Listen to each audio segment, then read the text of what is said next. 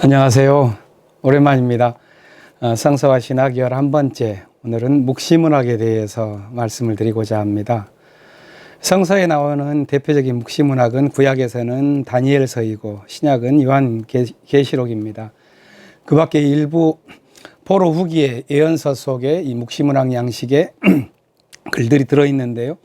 에스겔서 38장, 39장, 그리고 요엘서와 스가랴서에 이 묵시문학의 내용들이 있습니다.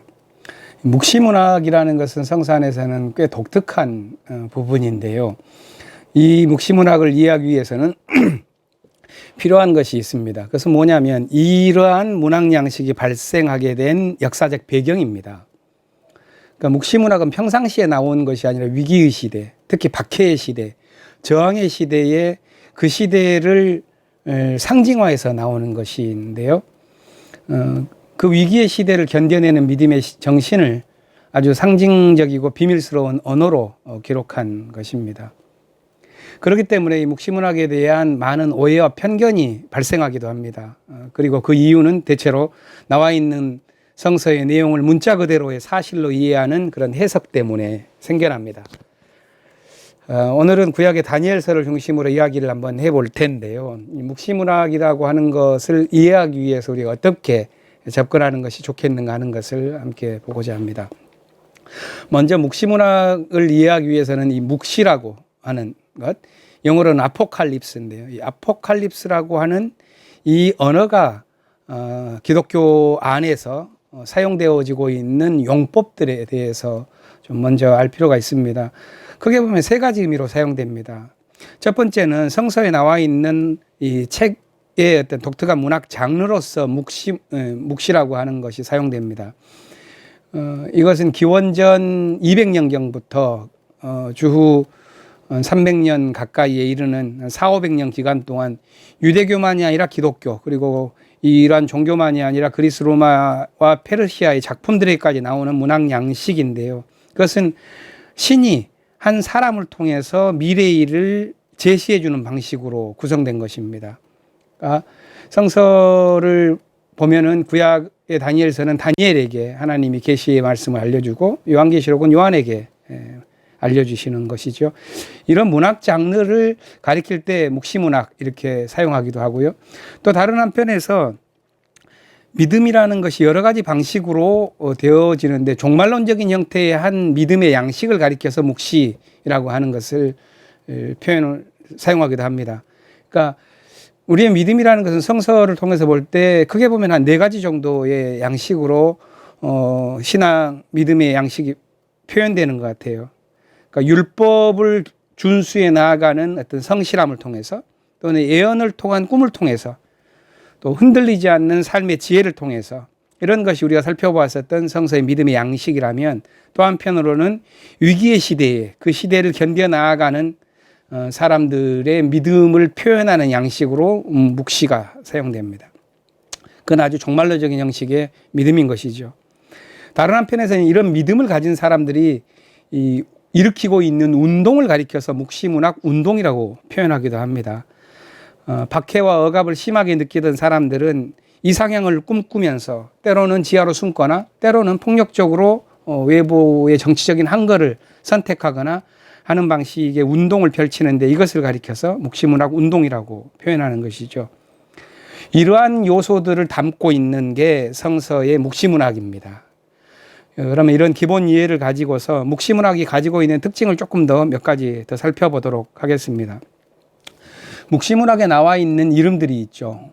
우리가 살펴보게 될 다니엘서의 다니엘이라거나 아니면 요한계시록의 요한, 또 다른 곳에서 표현되어지는 묵시문학의 어떤 장르들이 있는데요. 보통 예언자들은 자신의 이름을 공적으로 표명하는 것에 반해서 묵시문학에서 사용되어지는 이 이름들은 대체로 가명입니다. 그 기록한 사람들이 자신의 정체를 가리키고 대신 극 중에 그 작품 중에서의 인물은 과거의 시대의 사람들이라거나 아니면은 특정한 어떤 전설처럼 이루어져 전해져 내려오던 사람들의 이름을 활용하는 경우입니다. 원시 시대의 인물로는 에녹이나 아브라함이라는 칭호가 주로 사용되기도 했고, 또 포로기나 그 이후의 시대에는 다니엘, 에스라, 또 바룩 이런 이름을 통하여 묵시문학의 주인공으로 설정하고 이야기가 진행되는 것이지요. 구약 성서를 보면은 하나님에 대한 믿음 안에서 굉장히 낙관적인 신앙이 이 역사적인 그 지평 위에서 펼쳐집니다. 그런데 묵시문학은 이런 구약 성서의 기본적인 특징과는 조금 다른 모습을 갖습니다. 그것은 현세에 대해서는 대단히 염세적인 듯한 이 모습을 취하고 구원에 대한 꿈은 미래로 돌리는 그런 이원론적인 어떤 세계관을 보여주는 것이죠. 그리고 거기에 표현되어지는 것들은 수많은 상징과 은유들 그리고 또 과장들 이런 것들로 구성되어 있기 때문에 묵시문학을 이해할 때에는 문자 그대로 그것을 사실로 받아들이는 것은 본래 그것이 가르치고자 하는 참 뜻과 의미를 왜곡하게 되는 그런 원치 않는 결말에 이르게 됩니다. 그렇기 때문에 우리가 묵시문학을 읽을 때에는 이런 질문을 마음속에 두고 읽어야 합니다. 그러니까 핵심적인 질문은 이런 것입니다. 묵시문학에 표현되고 있는 매우 파국적인 묘사들 그것이 도대체 무엇을 의미하는가 하는 것입니다. 결론적으로 말씀드리자면 묵시문학에 표현되어진 상징과 기괴한 표현들을 통해서 파국적으로 표현된 것들이 가리키고자 하는 것은 어떤 우주적인 세상의 종말 자체에 대한 것이라기보다는 그 억압적인 질서를 이루고 있는 폭력적인 세계 질서 그것의 붕괴를 희망하는 사람들의 꿈들이 거기에 배어 있다고 보는 것이 옳을 것입니다. 저는 그런 방향에서 묵시문학을 해석해 보고자 합니다. 성서의 묵시문학이 이 다른 성서의 내용들과는 조금 다른 내용을 갖고 있기 때문에 어떤 연관을 갖고 있는가 하는 물음들이 생겨나기도 했습니다. 그러니까 이게 묵시문학이라는 것이 이방 사상의 영향인가 아니면은 이스라엘의 내적 전승에서부터 발전된 것인가 그래서 이 신앙 공동체의 독특한 고유한 양상인가 하는 질문이었는데요. 예전에는 묵시문학이 외부의 영향을 받아서 특히 페르시아 종교의 이원론적인 그런 영향을 받아서 형성된 것이라는 의견이 대두되기도 했습니다. 그렇지만 그것은 오히려 불충분한 가정이 아니겠는가 하는 생각이 더 커졌고요. 오히려 묵시문학의 포로기 이후에 여러 예언 전승들이 조금 더 절망적인 형태로 변경되어지면서 나타난 그런 모습이 아니겠는가 하는 것으로 보고 이스라엘 신앙 공동체 내부에서 이루어진 고유한 전승 양태로 보는 것이 좋다는 그런 제안들이 큽니다.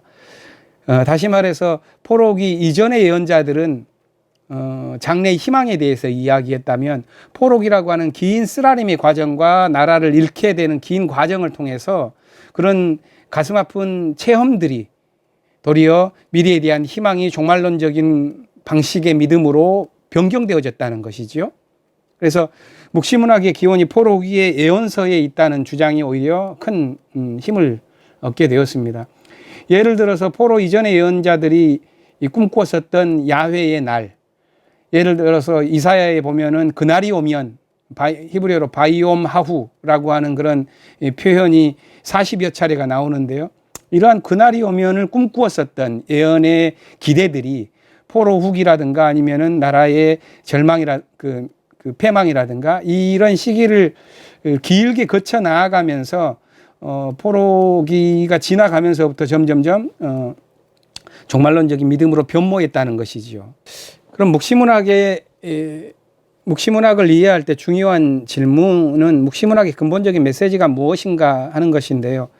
이러한 질문을 갖고 있었던 저에게 좀 근원적인 어떤 답을 해주었었던 책이 하나 있습니다. 그것이 바로 리차드 호슬리가 쓴 서기관들의 반란이라는 제목으로 번역되어 있는 책인데요. 이 책의 중심 가르침에 따른다면 이것입니다. 묵시문학의 주제에는 이 세상 자체의 종말이 아니라 억압의 시대를 이끌고 있는 제국의 시대를 끝마쳐야 한다는 그런 희망이 담겨 있는 제국의 종말을 의미하는 것이다. 그래서 이 묵시문학의 내용은 제국의 지배에 저항하다가 순교당한 사람들의 원통한 한들 이것을 어떻게 믿음으로 풀어갈 것인가 하는 이야기가 담겨 있다는 것이죠.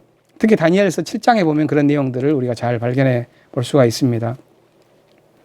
그러니까 묵시문학에 표면적으로 나타나고 있는 우주의 대파국들, 또 억압적인 제국에 대한 것들을 거대한 은유와 과장을 통해서 표현하고 있는데, 그것의 실제적인 줄거리는 제국의 통치를 비판하고 순교에 이르기까지 고통당했던 사람들이 회복되어지거나 아니면은 그들의 저항을 의미를 표현하는 것들이 묵시문학의 주요 내용이라고 할 수가 있겠습니다. 다시 말해서 하나님의 심판을 탈세상적인 우주의 대파국으로 그려내고 있지만, 그 실제 내용은 현재 경험하고 있는 역사의 위기와 절망을 어떻게 해결할 것인가 하는 그런 갈망이 담겨 있다고 하겠습니다. 묵시문학 운동을 전개하고 있는 사람들, 다시 말해서 성서의 묵시문학을 통해서 목소리를 내고 있는 사람이 누구인가 하는 문제를 본다면, 그들은 아마 단일한 집단이보다는 여러 계층의 혼합그룹이었을 것이라고 추정됩니다. 사회 예언자적 목소리를 갖고 있었던 소외된 사람들, 또 시대가 흘러가는 것들의 환멸을 느끼고 있는 지혜의 사람들, 또는 여러 가지 중심 제2에서 축출될 수밖에 없었던 역사적 고통을 당하고 있는 사제들, 이런 사람들을 중심으로 묵시문학을 통하여 목소리를 내고 있는 건데요. 그런 단서가 나오는 게 다니엘서 11장 33절부터 35절에 나와 있는 내용입니다. 33절을 보면은 표현이 지혜 있는 지도자들 이렇게 표현되어 있는데, 이들이 아마 예루살렘의 저항적인 지식인이었을 것이라고 볼 수가 있습니다. 그러니까 기원전 2세기 초반에 그 외세가 와서 유대의 삶의 방식들을 억압하려고 했었을 때 아주 적극적인 저항이 펼쳐졌고, 거기에서 고통을 전쟁을 통하여 당했지만 결국에는 나라의 독립을 이루어냈는데, 이때 예루살렘을 근거지로 두고 저항을 이끌었었던 반란 서기관들을 가리켜서 이 책은 성서의 표현에 따른다면 지혜 있는 지도자로 번역된 마스킬림이라고 하는 그룹인데, 이들이 바로 이 묵시문학을 통해서 특히 다니엘서의 목소리를 내고 있는 그 그룹이 아니겠는가라고 보는 것이죠. 그렇다면 이 묵시문학의 기능이라고 하는 것은 먼 미래에 대한 어떤 비밀스러운 예언의 어떤 형태라기보다는 절망적인 상황에서 경험하고 있는 어떤 하나님의 계시를 자기들이 뚫고 나아갈 돌파구로서 어떻게 찾을 것인가 하는 그런 열망이 이 진술로 담겨 있다고 하겠는데요. 묵시문학의 메시지를 그렇다면 크게 본다면 겉보기에는 아주 절망스럽게 보이지만 그 안에는 하나님의 어떤 약속들, 아무리 지금은 제국의 폭력이 있다 할지라도 마침내 그것이 종식될 것이라는 어떤 구원의 계획들이 있을, 구원의 계획에 대한 믿음을 담고 있다고 하겠습니다. 그럼 다니엘서를 중심으로 해서 한번 내용을 한번 살펴보겠는데요. 다니엘서는 묵시문학의 특징이 가장 구체적으로 드러난 책으로 알려져 있습니다. 그 기록 시기를 본다면 다니엘서 11장의 내용은 당시의 역사를 아주 서사처럼 기록해둔 부분인데요. 그것을 본다면은 셀류커스 왕조의 안티오쿠스 에피파네스가 철권 통치를 펼치던 기원전 2세기 초반, 그것에 맞서서 독립운동을 펼치던 기원전 175년경을 전후한 시대로 알려져 있습니다.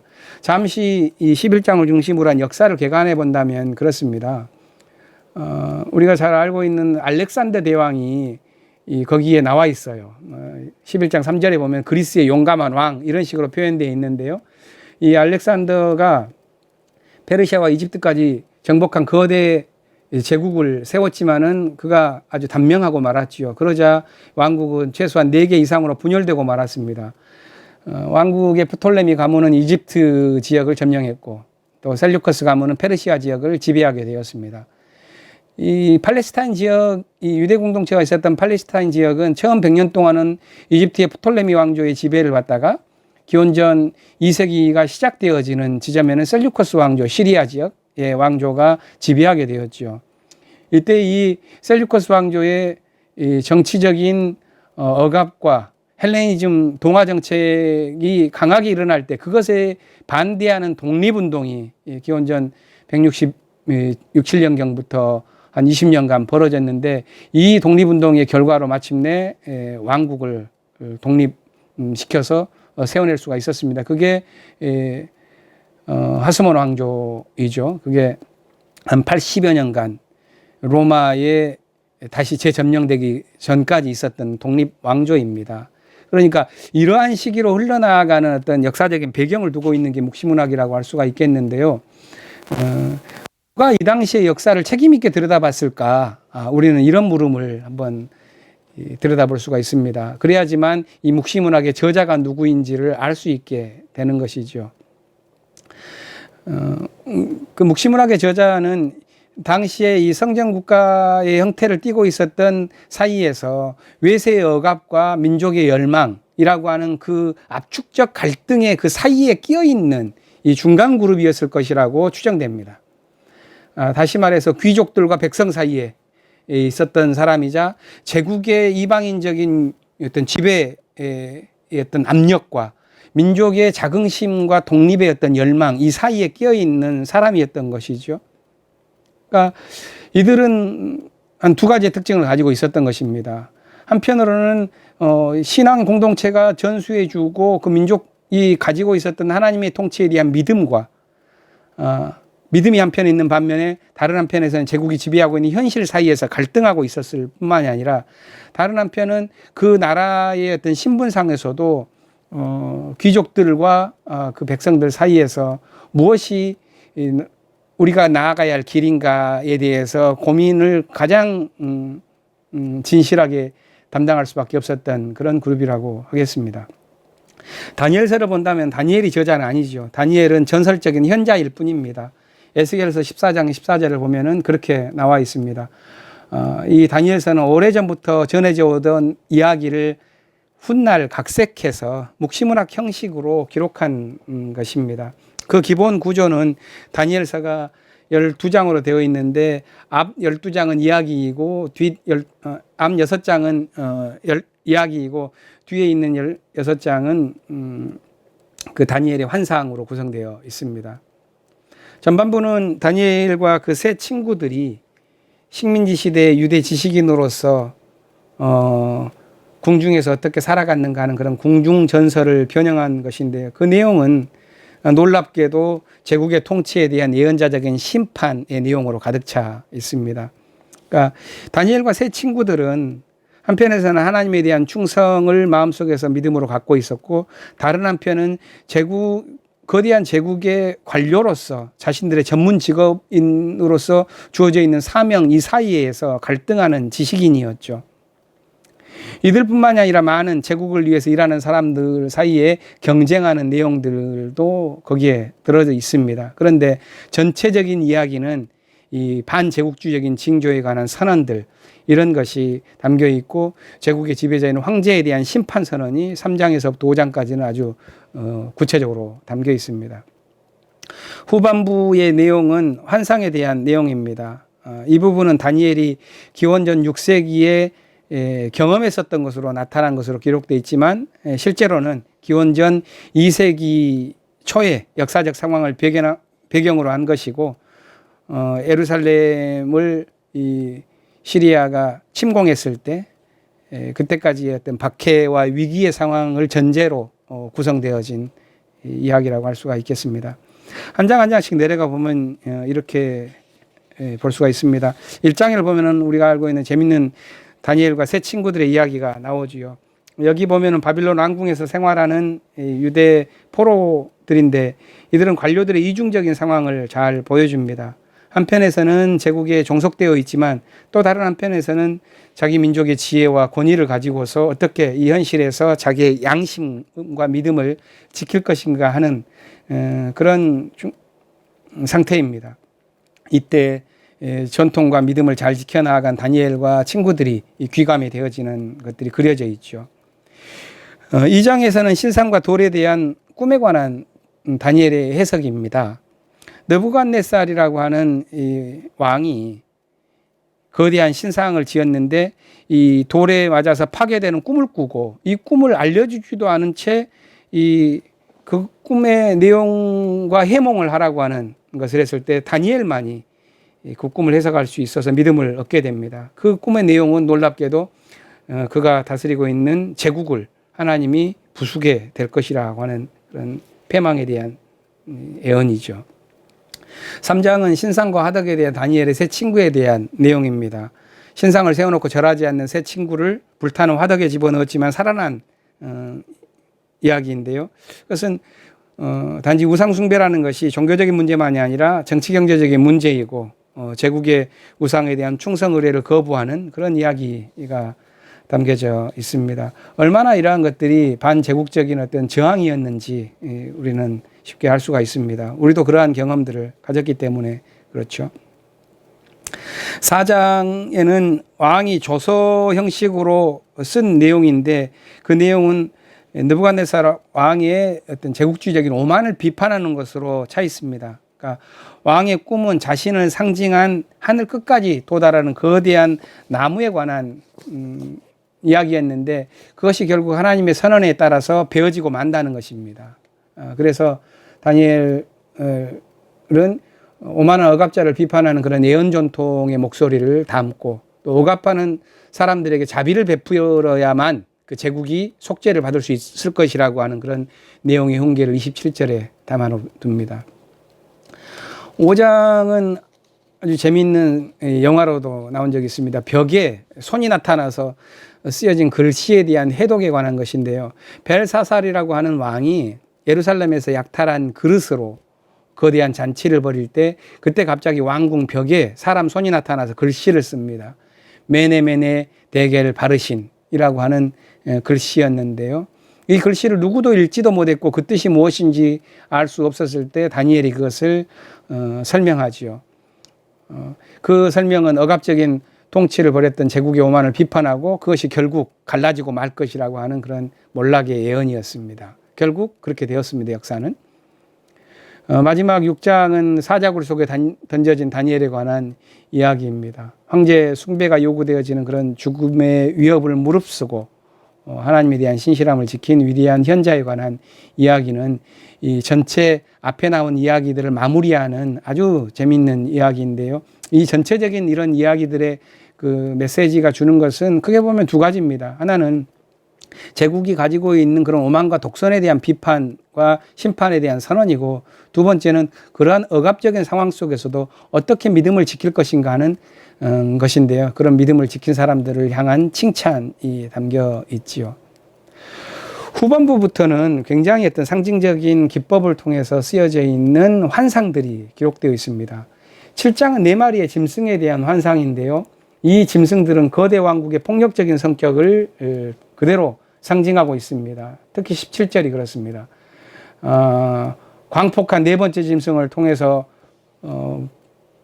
약자들을 파괴하고 폭력을 일삼는 제국의 욕망이 그대로 드러나는데요. 결국 이 짐승들을 구름을 타고 옛적부터 계셨던 분이 와서 심판하고 성도들에게는 권리와 자신들의 나라를 되찾아 줄 것이라는 그것. 그래서 원통한 한이 풀리는 것에 대한 묘사가 7장입니다. 8장은 양과 염소에 대한 결투에 관한 왕들의 파괴적인 행위들에 대한 내용인데요. 예루살렘이 공격당하고 성전이 파괴되어지는 그런 내용 또한 여기에 담겨 있습니다. 그런데 이 8장의 마지막은 그러한 깊디 깊은 폭력의 시대라 할지라도 이미 절반 이상 지나갔고 시련의 시간도 결국에는 끝나게 될 것이니 위로와 희망의 메시지를 그들에게 보내는 것이죠. 9장은 다니엘이 그 고통의 시대를 지나나가고 있는 자신들의 민족에 대한 중보의 기도입니다. 저 개인적으로는 이런 중보 기도와 어떤 참회의 기도가 있는 시편 51편과 이 다니엘서 9장을 참 좋아하는데요. 교우들에게도 아마 이 다니엘서 9장은 중보 기도를 드릴 때 그 사용하기 참 좋은 기본적인 내용이라고 봅니다. 마지막 10장부터 12장까지는 유대 백성들을 두고 제국의 침략사가 어떻게 벌어졌는지에 대한 어떤 에픽입니다. 서사시가 서사라고 할 수가 있는데요. 그러한 어떤 역사의 기록들이 아주 상징적인 방식으로 나타나 있습니다. 그러니까 제국의 침략과 학살에 맞서서 대항한 사람들의 이야기, 또 그들의 지도자와 백성들의 고난, 이것들이 여기에 다 기록되어 있습니다. 특별히 11장 같은 경우에는 당시의 역사에 대한 어떤 그 구체적인 내용들까지 나와 있는데요. 이것을 통해서 하스몬 왕조가 독립하기 이전에 배경이 되었었던 그런 제국의 침략과 저항의 시기의 배경을 알 수 있게 됩니다. 또 그들이 그러한 과정을 지나는 동안 당했었던 그런 이야기들이 이런 표현들로 칼에 쓰러지고 화형당하고 사로잡히고 약탈당하고 했었던 그런 고난이 나오고, 그지만은 그 일로 인해서 오히려 믿음의 사람들이 단련되고 순결하게 되고 끝까지 남아서 깨끗하게 지킬 수 있을 것이라고 하는 내용들이 나와 있죠. 마지막에는 고난받는 그러한 의인들이 어떻게 영원한 생명과 부활에 이르게 될 것이냐 하는 것에 대한 신학적 상상력이 구약에서는 굉장히 독특한 방식으로 이렇게 신선하게 등장합니다. 저는 이러한 10장부터 12장까지 객관적인 이야기를 더 구체적으로 작성한 사람들이 아까 말씀드렸던 것처럼 백성들 가운데 지혜 있는 지도자라고 번역되어진 마스칼림 인데요. 이들이 침공에 맞서서 응전을 펼쳤던 사람으로 다니엘서 11장 33절부터 그려져 있습니다. 이 묵시문학의 내용을 다니엘서를 중심으로 한번 살펴보았는데요. 그 가르침에 도움을 주었었던 이 책의 결론을 한번 읽어본다면, 다니엘서와 묵시문학이 주었었던 큰 어떤 주제, 마지막 결론적인 이야기들을 전할 수가 있을 것 같습니다. 그것으로 그 내용으로 오늘의 결론을 대신하고 싶은데요. 마지막 절은 이렇게 이루어져 있습니다. 묵시문학의 본문을 그 역사적 맥락과 관련해서 자세히 검토해 보면 그것을 작성한 서기관의 관심이 오늘날 학자들이 재구성한 표준적인 묵시 사상과는 전혀 달랐다는 것을 알 수 있다. 절망에 빠져 역사로부터 멀어지기는커녕 그들은 환상들과 예언자적 신탁을 해석하는 일을 통해 유대 백성을 억압하는 세력이 무엇인지를 밝혔다. 세계의 종말을 기다린 것이 아니라 그들은 제국의 종말을 기다렸다. 그리고 우주 대파국의 그림자 아래 살아갔다는 것이 아니라 그들은 인류의 사회적 삶이 새롭게 시작될 새로운 세계의 탄생을 기다렸다.